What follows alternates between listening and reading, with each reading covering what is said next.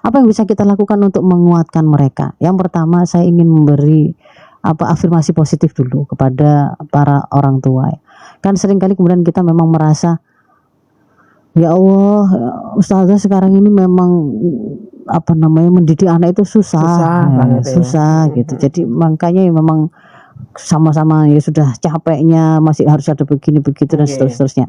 Nah, saya ingin menguatkannya begini, bahwasannya Allah itu tidak memberi beban kepada kita kecuali apa yang itu dalam kemampuan kita. Ketika sesuatu itu sudah diamanahkan kepada kita, yakinlah, berarti kan Allah tidak salah. Berarti yakinlah Allah akan mampukan kita untuk bisa mengemban beban tersebut. Kita diberi kesempatan menikah, diberi kesempatan dan diberi amanah anak. Maka yakinlah itu semua dalam kemampuan kita untuk mengembannya. La yukallifu nafsan illa wus'aha. Allah tidak membebani satu kaum kecuali sesuai dengan kesanggupannya. Nah, tapi yang harus kita ingat, sanggupnya kita itu, supaya kita itu kemudian sanggup untuk menghadapi amanah, mengemban amanah dan menghadapi kesulitan apapun, fahami bahwa sumber kekuatan yang tak terbatas, yang layak kita jadikan sebagai sandaran, itu hanyalah kekuatan Allah. Kan pemilik kekuatan dan segala kekuatan itu Allah. Maka kalau pengen memiliki suplai energi, suplai kesabaran, suplai kemampuan yang sifatnya itu terus ada, kita terus dikasih gitu ya, terus dikasih, terus ada, itu mintalah, bukalah pintu jalur itu dengan Allah gitu loh, koneksinya. Jadi bangun koneksinya itu dengan Allah, sandarkan semua kebutuhan kita itu kepada Allah tadi. Minta apapun itu.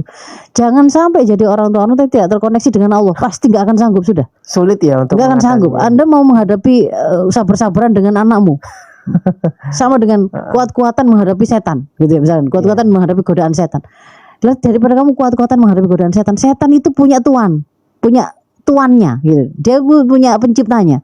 Yang pasti kalau dia dihadapkan kepada penciptanya, ya pasti nurut. Gak bisa gak nurut. Maka kan tinggal minta tolong saja kan gitu kepada sang pemegang hati dan pencipta dari, termasuk kalau anak kita tadi gitu ya. Kita kesulitan untuk menjangkau, ngajak ngomong saja susah, kok gak dekat saja, apalagi dekat. Maka anak-anak kita itu punya Allah. Allah itu berarti harus kemudian kita bangun koneksinya. Nah, kita jadikan sebagai sandaran kekuatan kita. Itu yang kedua ya, maksud saya. Yang ketiga, rahasia yang ketiga, ingat bahwasannya anak itu memang oleh Allah dijadikan satu sisi itu memang ada banyak potensi-potensi kelebihan yang Allah janjikan dengan kita diberi anak. Termasuk dia akan bisa menjadi seperti amal jariah yang tak terputus ya, investasi tak terputus, karena kan kalau dia bisa kita cetak, kita bina jadi anak solih, maka dia akan menjadi investasi meskipun kita sudah meninggal. Ketika kita itu dalam proses mendidik dia itu, ngajari meskipun hanya satu huruf, membaca satu surat Al-Fatihah, ngajari dia sholat, setiap kali dia kemudian mengamalkannya terus, ya itu akan terus kembali kepada kita menjadi kebaikan. Dia akan melanjutkan dan mewariskan kebaikan-kebaikan yang kita lakukan. Itu kan juga sesuatu yang kelebihan. Tapi pada sisi yang lain, Allah juga mengingatkan mereka, orang-orang terdekat kita, itu memang bisa jadi ujian.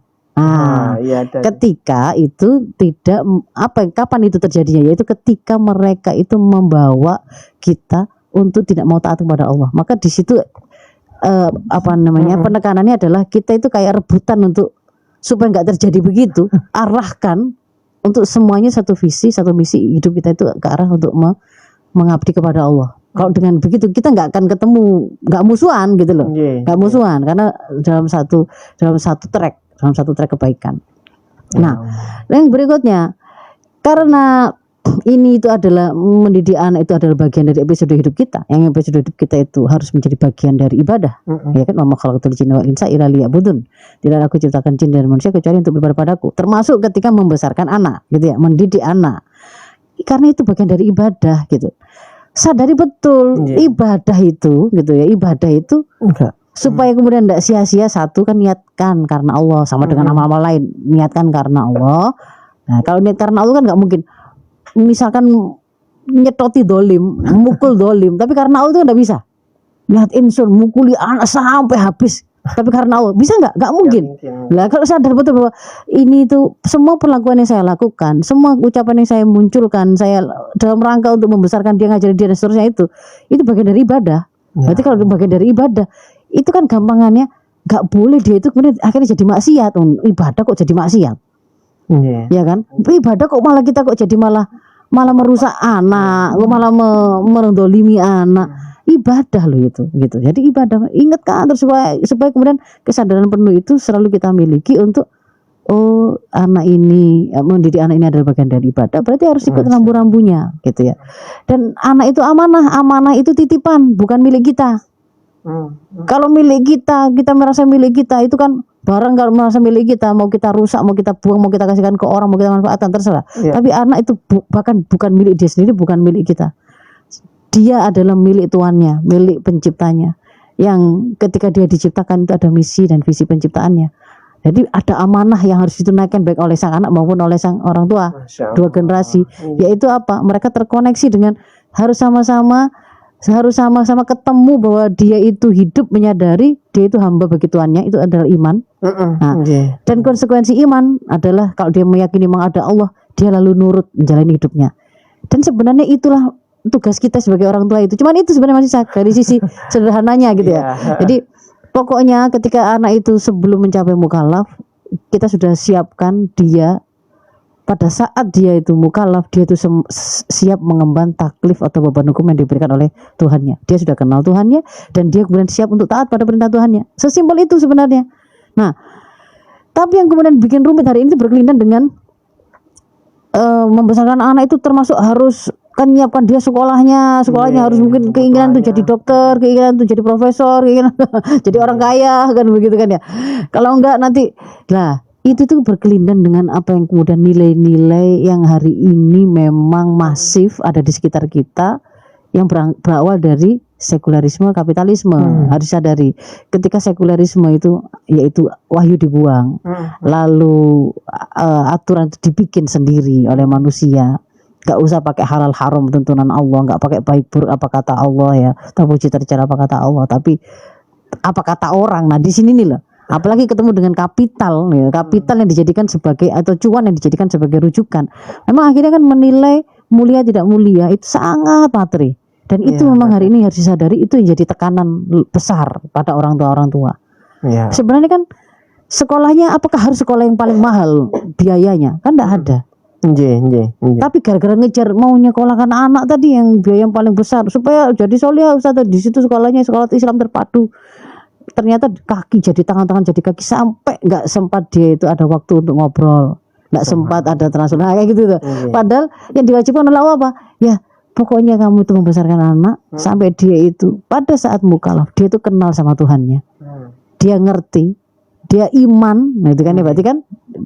Lalu dia ngerti konsekuensi dari bahwa kamu hamba, ada Allah yang menciptakanmu, kamu harus nurut, jadi orang baik, itu kan berarti kan ya. Nah itu mau dia sekolahkan di mana, asalkan orang tua ini merasa mampu memenuhi itu, ndak ada kewajiban yang ditetapkan oleh Islam harus sekolah yang seperti apa.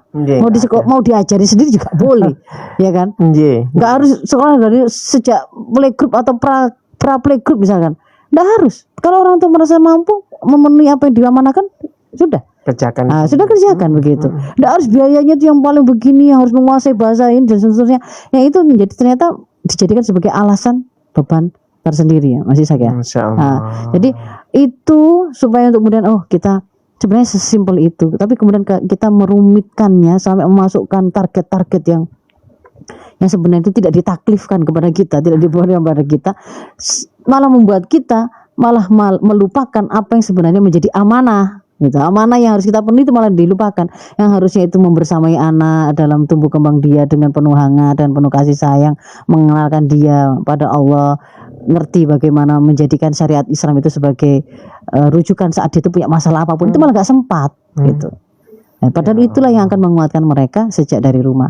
Nanti kalau untuk menyempurnakan perlindungan Mas Isat, tentu kita nggak bisa bicara hanya peran orang tua, karena di situ nanti ada masyarakat, di situ ada guru, sistem pendidikan formal, dan juga ada negara yang yang harus hadir sebagai pengelola urusan masyarakat dengan cara terbaik dan pelindung masyarakatnya. Yang itu kita yakini hanya akan bisa ada kalau negara itu mau menerapkan aturan Islam untuk mengatur sistem pendidikannya, medianya, persangsiannya dan seterusnya. Jadi